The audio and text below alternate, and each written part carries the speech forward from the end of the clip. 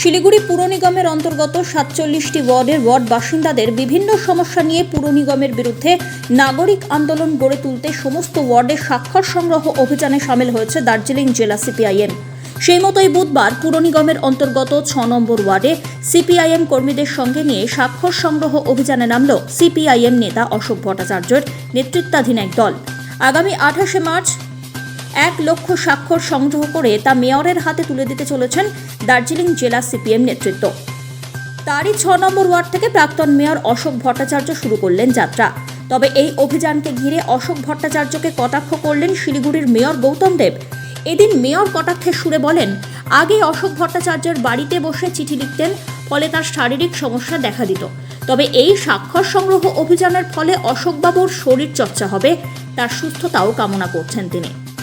অপরদিকে মেয়র গৌতম দেবের কটূক্তির বিরুদ্ধে পাল্টা আক্রমণ করেছেন প্রাক্তন মেয়র অশোক ভট্টাচার্য। তিনি জানান, বর্তমান মেয়র গৌতম দেবেরও যথেষ্ট বয়স হয়েছে, তিনি বাচ্চা নন। তারপরে তৃণমূল কংগ্রেসকে খুঁজে পাওয়া যাবে না, এমনভাবেও কটাক্ষ বাণ ছুড়েছেন তিনি।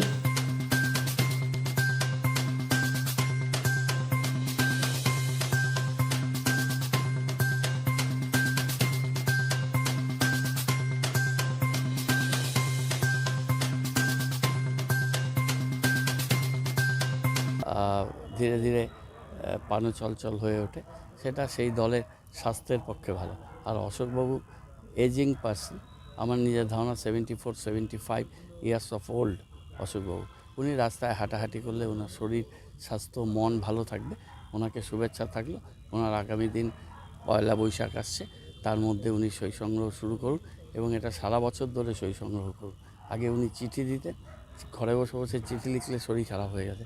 এখন উনি যদি রাস্তায় হেঁটে সই সংগ্রহ করেন, ওনার শরীরও ভালো থাকবে। তৃণমূল কংগ্রেসকে খুঁজে পাওয়া যাবে না আর কয়েকদিন পর।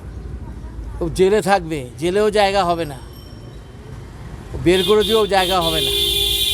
ওসব বললে হবে? তৃণমূল কংগ্রেস কোথায় যাবে আর কয়েকদিন পরে দেখা যাবে।